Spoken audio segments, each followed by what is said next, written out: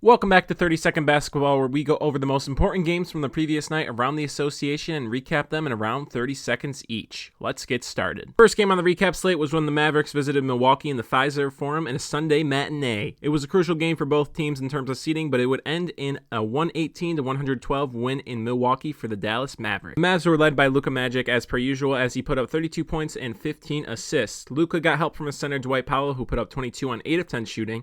Giannis and Drew Holiday combined for 48 points with 28 and 20 points respectively, but it wasn't enough to overcome the red-hot Mavericks.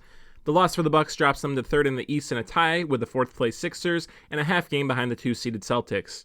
This win for the Mavericks puts them a singular game behind the third-seeded Warriors in the West.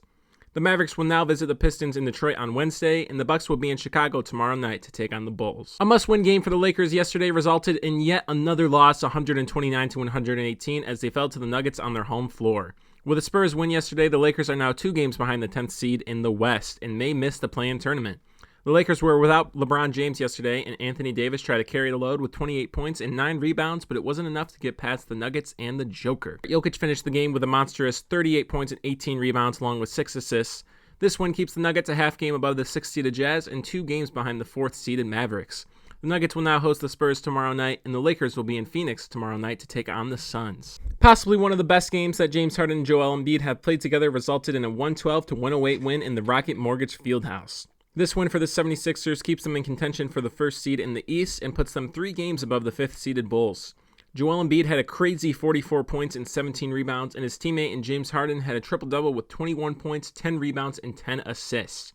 No one did too well for the Cavaliers, as their best player was Darius Garland, and he had 23 points on 7 of 18 shooting. This loss for Cleveland now only has them 1.5 games up on the 8th-seeded Hawks. The 76ers will now visit the Pacers in Indiana tomorrow night, and the Cavs will visit Orlando tomorrow night. Another game that was super important in terms of the East seedings happened last night when the Miami Heat visited the Raptors in Toronto. Kyle Lowry was making his first visit back to Toronto since he went to the Heat, and he led the Heat to a 114-109 win.